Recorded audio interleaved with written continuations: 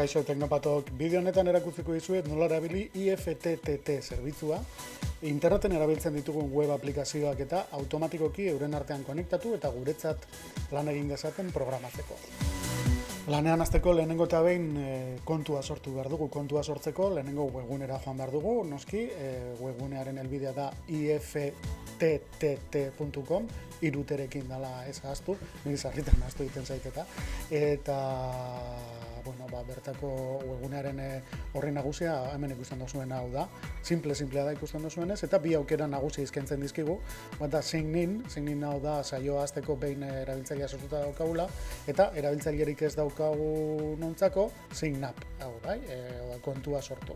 Orduan, egin behar dugun lehenengo gauza da, sign up horri klik egin, eta honek eramango gaitu erregistratzeko orrialde honetara, hemen eskatzen digu erabiltzailea izan bat,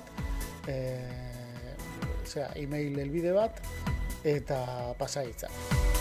Pasahitza birritan idatzi beharko dugu konfirmatzeko eta berriz botoi urdinari emon kontua sortzeko. Gero, betiko konfirmazio mezu bat iritziko zaigu idatzi dugun email horretara, hor klik egin eta hona ekarriko gaitu berriz, geu garela benetan berrezteko. Egin erabiltzailea sortu dugula, sign in botoian klik egin, hemen sartu gure datuak, sartu, eta ikusiko dugun lehenengo horria hau da. IFTTek daukan abantaila handi bat da, guk ez badugu nahi errezetak geuk sortu, hartu alditugula beste batzuk sortutakoak, bai? Edo gureak ere publikatu beste batzuek erabiltzaten. Orduan, sartzen garenean ikusten dugun lehenengoa da, katalogo handi bat beste batzuek sortu dituzten errezetekin, eta ikusten duzuenez, milaka aukera daude, izugarria da. Eta dena den, gero menu bat erakusten digu ere, My Recipes, hau da norberaren errezetak ikusteko, hemen ikusiko duzuenez, nik batzuk baitut probatuta aldez aurretik. Gero beste bat browse hau da, lehen ikusi duguna, beste batzuek egindako errezetetan eta bilaketak egiteko. Eta channels honetan ikusten duguna da, IFTTT zerbitzu honek funtzionatzen duen channel bakoitza da aplikazio bat, bai? Orduan, hemen ikusten dugu, momentuan 181 kanal daudela, hau da, IFTTT hau irabil daitekela 181 zerbitzu ezberdin programatzeko. Android ikusten duzu hemen, telefonoko gertaerak izan daitezke, blogeko aukerak ere badauz, Box, Dropbox eta olako aukerak, dendetan ere programatu aldugu, eBay esaterako, enkantetan eta asko ibiltzen bagara oso erabilgarria izan daiteke kanal hori. Eta, ikusten duzuenez, zerbitzu pilo bat. Eta zerbitzu bakoitzeko aukera pilo bat gainera. Gauza bat egingo dugu, sortuko dugu errezeta bat zuek ikusteko ze erraza dan prozesua. Eta orduan horretarako, My Recipes honetara etorriko gara, nire errezetak, eta hemen ikusten da zeintzu diren lehenago ditudanak, eta sortu egingo dugu, bai. Sortuko dugu errezeta bat adibidez, baten batek nire Twitter erabiltzailea aipatzen duen bakoitzean, tweet hori dokumentu batean gordetzeko, bai?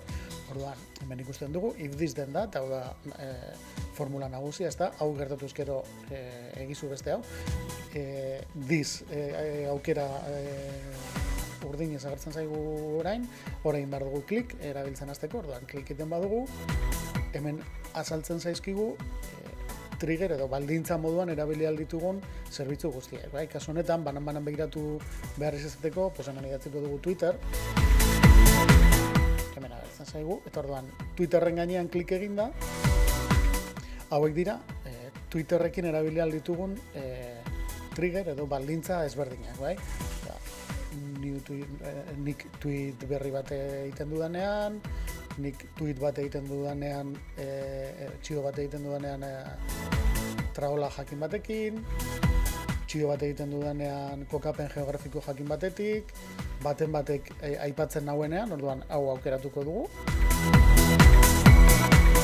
Eta hemen esaten dugu, baldintza honek ez duela konfigurazio gehiago behar, bai? Orduan, batek aipatzen duenean,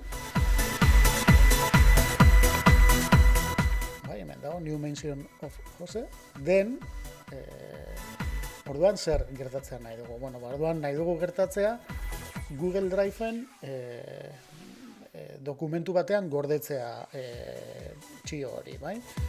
Orduan, horretara goaz, berriz aurkezten zaigu zeren zerrenda, aukera guztien zerrenda, Google Drive jarriko dugu hemen.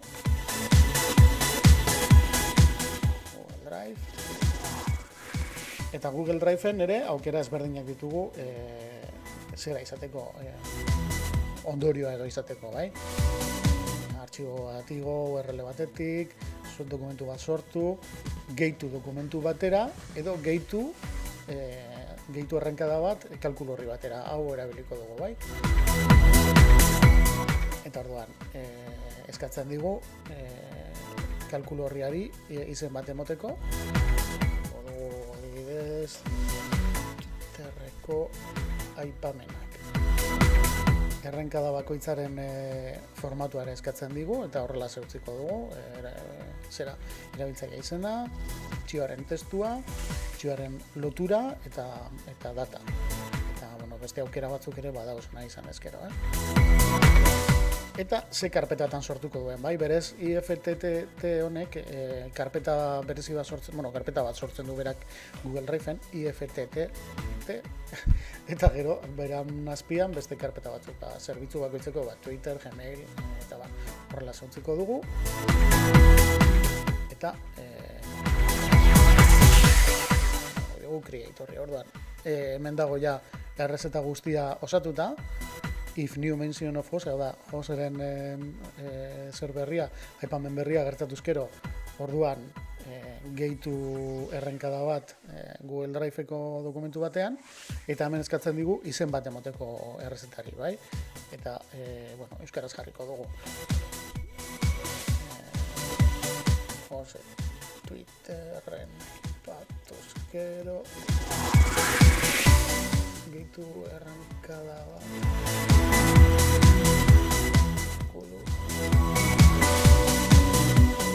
Horri batean.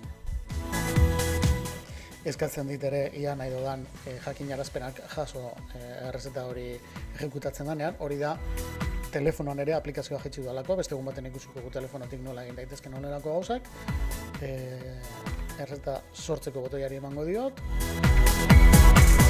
Eta hemen daukat, bai, orduan aktibatuta dago, eta orain bakarrik egin behar dut itxaron, eta orduan batek aipatzen nagoenean Twitterren ikusiko dugu nola Google Drive-en zer bat sortuko dan, dokumentu bat sortuko dan, zer horiek gordetzen ditu.